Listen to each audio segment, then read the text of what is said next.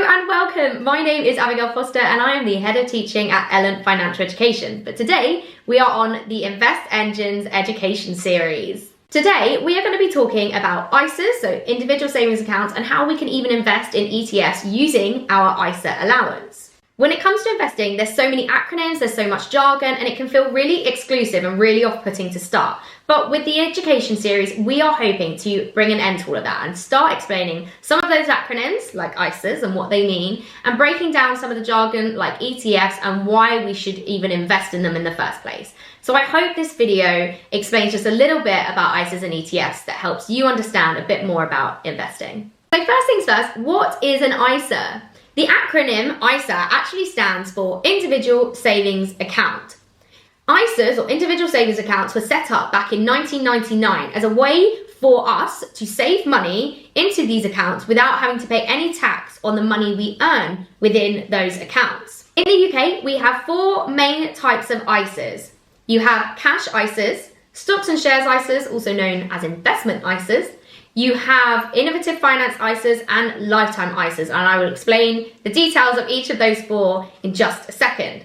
There is a fifth ISA, but it is called a junior ISA and specifically for those under the age of 16. You have what's known as an allowance. So every year you can put up to £20,000 into your ISAs. You can either put all 20k into one type of ISA, like your cash ISA, or you can split that 20k allowance across your four different types if you have them open. You get one 20k allowance every tax year. And don't forget, the tax year different to the calendar year. So the calendar year runs from the 1st of January to the 31st of December. However, the tax year runs from the 6th of April round to the 5th of April. So the first day of the tax year is the 6th of April, which is when you get a new ISA allowance starting. So to go through the ISAs like I did before, so we're talking about cash ISA. You can open a cash ISA and usually you will find many of these cash ISAs offer you an interest. You can put up to 20k a year into your cash ISA, and any interest you earn on the money you put into your cash ISA is completely tax-free. Next up, we'll talk about lifetime ISAs. So lifetime ISAs were set up to help two sets of people. First, those trying to get onto the property ladder, and secondly, saving for retirement. So a lifetime ISA is really unique in the fact that you can only put up to 4k a year into a lifetime ISA. The government will uplift this by 25%, so if you max out that 4k, you can get an extra 1k every tax year into your lifetime ISA. And there are two ways to withdraw the money. The first is to withdraw for your deposit for your very first home, but don't forget there are many regulations around lifetime ISAs, so look into that in more detail if you're looking to open one. Or for retirement, if you leave that money in there until you retire, that is another way to take out your money from your lifetime ISA. Thirdly is innovative finance ISAs. These ISAs give you the ability to invest in peer-to-peer lending and crowdfunding projects that are considered innovative and can help the world.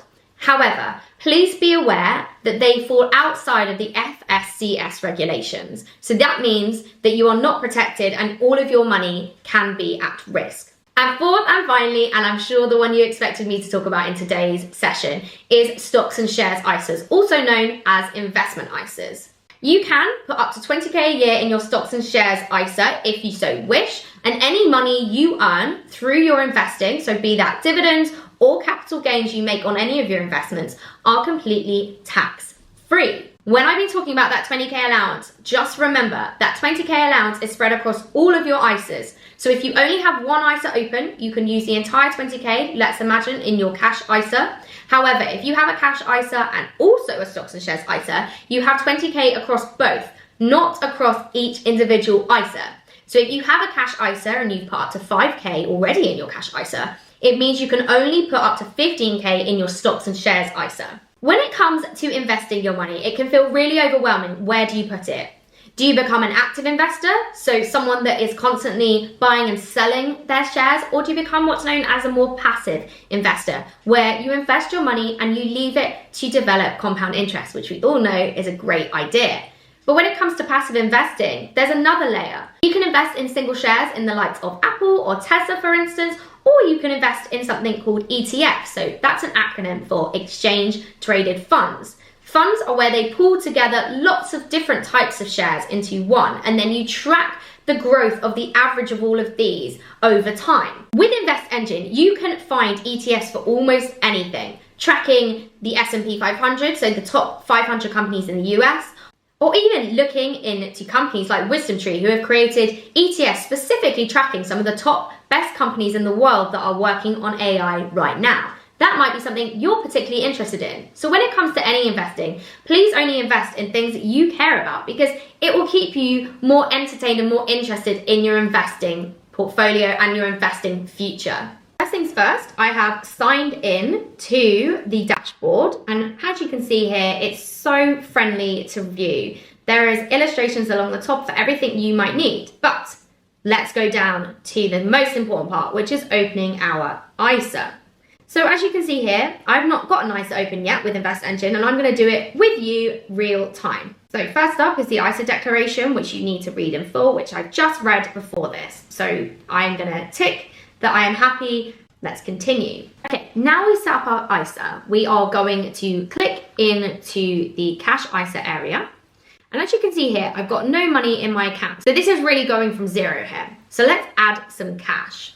So as you can see here, I've set up my account to include where I want my money to come from. So I'm gonna just make sure to add in some cash here. Let's just start with the minimum, £100 adding in to your ISA. But don't forget, you can make it automated further along down the line to have that automated amount coming out of your account and into your investment every single month. Let's continue. So now you can see we've got £100 in our ISA. So let's start creating an ISA portfolio.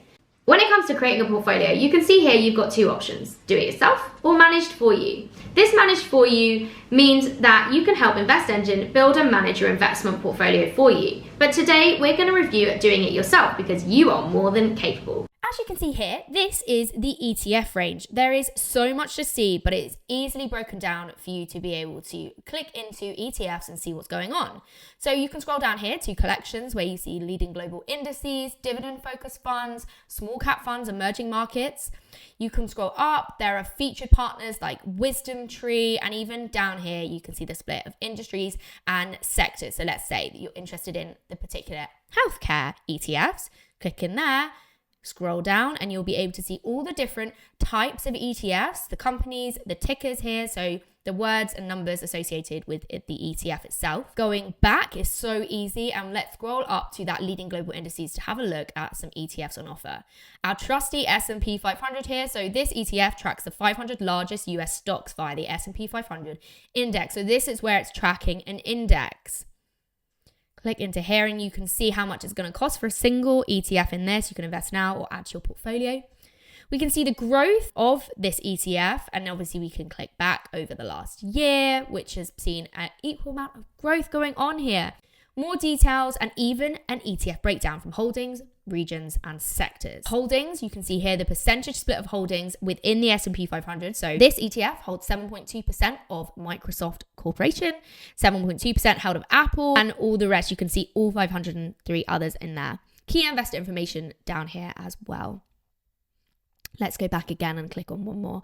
As you can see, we've gone back into this leading global indices, but if we go back one more time, we can come back to the beginning, and it says discover ETFs, which we've done through our categories and collections, but we can also just filter by all 580 plus different types of ETFs. WisdomTree's AI one comes to mind. So again, this is showing the growth. You can see how much a single ETF costs here. All the same information as we saw before: holdings, regions and sectors. I love it when it comes to investing, being able to understand where all of my money is going, why, the decisions I've made, and even the countries that they are investing in. It's so interesting to see here from regions, sectors. So this means we have 38.7% of my investing portfolio invested in industry, and then technology and energy coming second and third.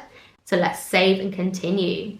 I am ready to start investing. So now we've got to our 3 ETFs that I want to invest in. So I'm going to click over here and invest. So when it comes to buy, I'm going to use my £100 and review order.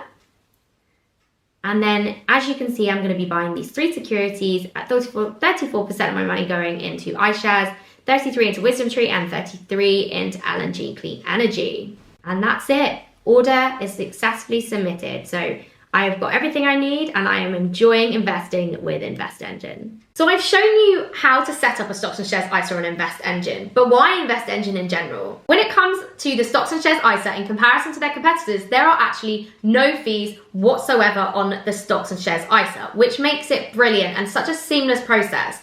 InvestEngine allows you to focus on portfolios and ETFs, which can make the investing process so much easier. Rather than stock picking, you can invest in these funds and just let them passively work for you in the long term. On InvestEngine, they have taken the stress out of stock picking and made it so easy to automate your investing, personalized to you specifically. There is also expert help on the web and app for you whenever you need it. And don't worry, I will leave the link to that in the description below. InvestEngine gives you the freedom to pick the ETFs that you want for your specific stocks and shares ISA.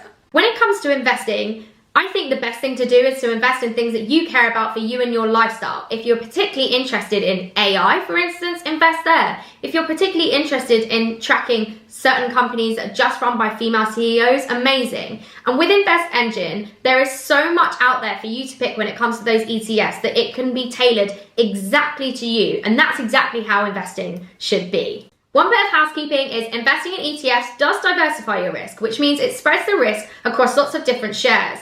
However, risk is always part of the investing process, so please make sure to manage. And if it ever gets too much, please seek advice from a professional.